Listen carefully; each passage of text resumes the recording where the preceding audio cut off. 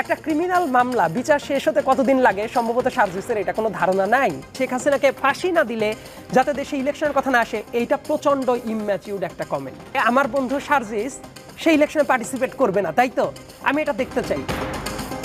নতুন যে পার্টির নাগরিক পার্টির একজন নেতা সাজ্জিদ আলম বলেছেন যে শেখ হাসিনার বিচারের আগে যা কেউ যাতে নির্বাচনের কথা না বলে, বিচার বনাম নির্বাচন এইটা তো সাংঘর্ষিক হওয়ার কথা না।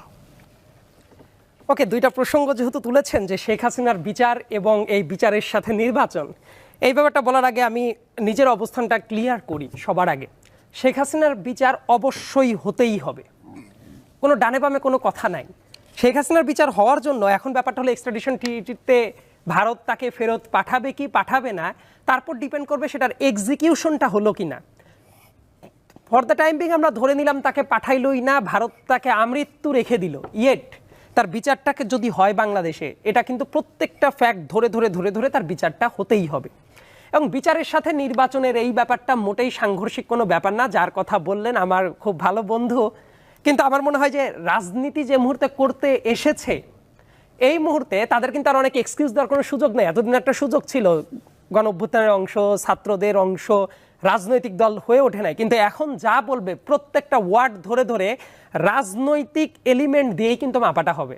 এবং এই জায়গায় অতিকথন খুবই বিরক্তিকর একটা ব্যাপার এবং ডিজাস্টারাস ব্যাপারও তাদের জন্য। যে কথাটা সে বলেছে এটা যদি চিন্তা ভাবনা করতো, আমি যেহেতু আইনের ছাত্র ছিলাম, আমি আইনের ভাষাতেই বলবো, একটা ক্রিমিনাল মামলা বিচার শেষ হতে কতদিন লাগে সম্ভবত সার্জিসের এটা কোনো ধারণা নাই। যদি থাকতো তাহলে সে বুঝতো একটা বিচার শুরু হলে অনেক বছরও লেগে যেতে পারে।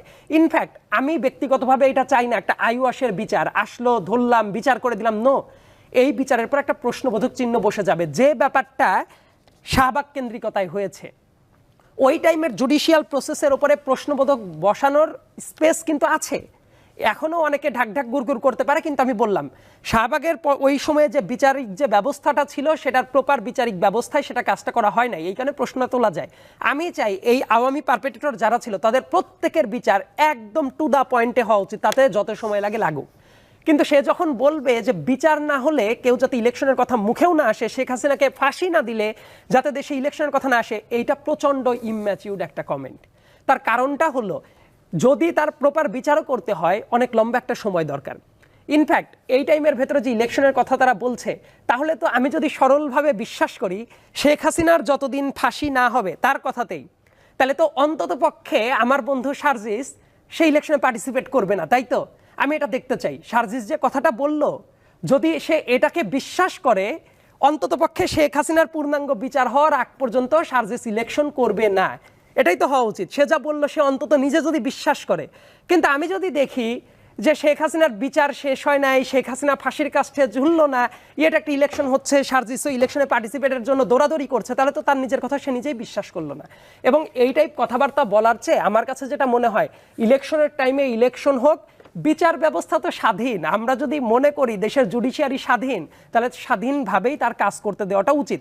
তবে অনেক জায়গায় বিচার ব্যবস্থা যেভাবে চলছে আমি ব্যক্তিগতভাবে খুশি না, কারণ অনেক পারপেট্রেটর দেশ থেকে পালিয়ে যাচ্ছে। তাদের বিচারিক প্রক্রিয়া যেটা যেভাবে হওয়ার দরকার ছিল, আমার কাছে মনে হচ্ছে অনেক লুফল আছে, অনেকেই পার পেয়ে যাচ্ছে। এই ব্যাপারগুলো কিভাবে শক্তিশালী করা দরকার সেটা বোঝা উচিত। সেই ব্যর্থতা এই সরকারেরও আছে।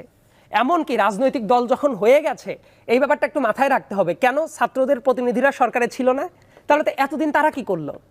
এই যে আহতদের চিকিৎসা বিভিন্ন জায়গায়, সার্জিস তো নিজেও জুলাই ফাউন্ডেশনের দায়িত্বে ছিল।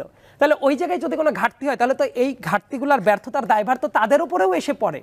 কিন্তু এই যে কথাটা হচ্ছে, আমার কাছে কোনো টাইমেই মনে হয় না বিচার আর নির্বাচন দুইটা বিপরীতমুখী কাজ। বরং বিচারের মতো বিচার ব্যবস্থা চলতে থাকবে, ইলেকশনের যে গতি প্রকৃতি সেটাও একই টাইমে চলতে পারে। কিন্তু এই টাইপ কথাবার্তা বলার মিনিং হলো, কোনো না কোনো ক্যাপাসিটিতে এমন একটা চিন্তা থাকতে পারে যে অনেক কিছুই হইতে পারে কিন্তু ইলেকশনটা হইতে পারে না। কারণ ইলেকশনটা দীর্ঘদিন হবে না, এই ব্যাপারটাও তো ভালো কোনো ধারণা না। ইয়েস, ন্যূনতম সংস্কার দরকার। দেশের যে অবস্থা ছিল ওই অবস্থায় ইলেকশনও করা পসিবল না, সেই সংস্কারটা হওয়া জরুরি, সংস্কারের পরে ইলেকশনটাও হওয়া জরুরি। আবার এই সরকার, এই যে ইউনূস সাহেব তো নিজেই বলছেন এই 7 মাসে উনি কোনো সংস্কারে হাত দেন নাই, উনি কিন্তু বিবিসির ইন্টারভিউতে বলেছেন। সো জনগণের তো এটাও জানবার অধিকার আছে। এই গণ অভ্যুত্থানের ওপরে এসে এই সরকার এত কয়দিনে কি কি কাজ করলো সেটাও জানতে হবে না? তো সরকার যদি ডিসেম্বরে ইলেকশনের কথা বলে তাহলে 7 মাসে কি কাজ করলো, এই অনুপাতে আগাতে থাকলে পরের কয়েকটা মাসে কাজ করতে পারবে কত দূর, এই জায়গায় তো কনফিডেন্সের অভাব থাকতে পারে। সো যে কমেন্টটা করেছে এই কমেন্টের সাথে আমি একদমই একমত না, বরং আমার কাছে যেটা মনে হবে তার একজন শুভাকাঙ্ক্ষী হিসেবে আমি বলবো রাজনীতি করতে হলে এখন কিন্তু আর ওই সিম্প্যাথিটা পাওয়া যাবে না, যেহেতু পুরোদস্তুর রাজনৈতিক দল।